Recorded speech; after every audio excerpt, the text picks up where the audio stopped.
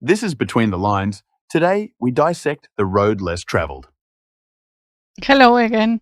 We are now with The Road Less Traveled, still chapter 17, called The Myth of Romantic Love. And we know love is like written in the stars, the soulmates, everything that movies and literature has told us since we were children, that the princes meet the princesses and they fall in love and then they get married and they are happy ever after. But we don't know the rest of the movie or the rest of their lives. We just know that they will live forever happy and everything. And that is what we are told from an early age.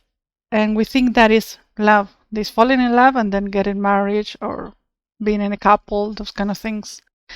And even though myths are really great for understanding us as human deeply, like several things happens in the myths. For example, comes to mind the Greek mythology, and you have a lot of stories about this kind of love and between the goddess and goddesses and those kind of things, and every one of them have something that could be applied into us as human beings.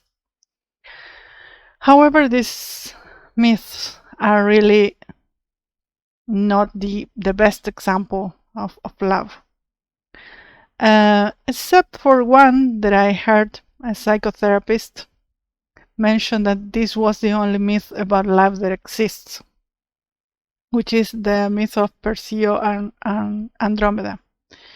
I'm not going to talk about this myth specifically in this chapter, but in general, we have this misunderstanding of what really love is, as we have mentioned before, and how it develops over time. And so when we fall out of love, we tend to blame the universe, the stars. He wasn't my soulmate. I misread the tarot cards, or whatever it is that happened. We think that is somebody else's fault, that the other person wasn't our real soulmate or our real partner, or whatever it is that you want to call that.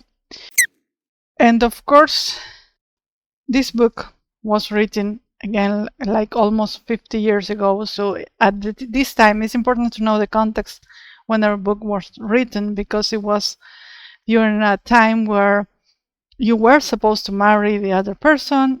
She or he was supposed to be your only person in the world. You would get married, and divorce is, at least in the west side of the world, wasn't really allowed. If you got separated, you were looked upon, especially if you were a woman, and so things didn't look really good at the time for being divorced or separated. Divorce was really uncommon at that time, and most of the times it was seen as a sin, right, for religion or religious ideals or that. And so that is why the doctor mentions a lot about marriage. And here there's a really little footnote. You won't be able to read it here, but I will mention what it says. And I love this book, but when I read it, I hadn't really made focus on this point, or I missed it. I don't really remember. In this footnote, he says something that I think contradicts everything we have been saying so far. So I've seen that it only mentions it here, so that is why I'm making a parenthesis here, because I think, well, actually the doctor mentions a book called Open Marriage, and I think it was written in 1 year previous to this one, in 1977. And this Open Marriage was written by a couple. I think it was the Neils, and And he mentions that he felt that this open marriage could be a healthy, mature way to live love. He only says that because it's a footnote, so I don't really know how the doctor based this opinion. He said due to his vast experience in psychotherapy, but really doesn't say more than that, at least not so far. And I think it's contradictory to everything we've been telling before, because we talked about discipline and how discipline help us solve problems. And I think by getting or having an open marriage, you are like just taking the easy way out. This is my personal opinion. I don't expect it to think that is okay or not, or however you can leave it in the comments. And I think, however, nowadays it is more usual or more common to have this kind of relationship, open relationships or polyamorous relationships than before. So I don't know, again, what was the idea of open marriage for the doctor 50 years ago and related to what it is right now in the world or in our society. Most of our societies, mostly Western, again, because this is not allowed in some Eastern countries. So I think I personally disagree with this idea because I see an open relationship like, and I mean, not every case, because I haven't been in every case, and I guess for some cases it could work. From my point of view, I'm not saying you shouldn't do it, but it is something that I consider like undisciplined, as the everything that we've been talking about, discipline and that kind of thing. I think it is taking the easy way out of the problems that happen when you fall out of love, instead of confronting them and working together with your couple, with your partner, in order to solve things. For me, it's like taking the easy way out. But and though I see this tendency of open relationship for the past 20 to 30 years, when I didn't see many marriages in this part of the world, really, I remember only attending to one, and recently to another one, like in 20 years lapse of time.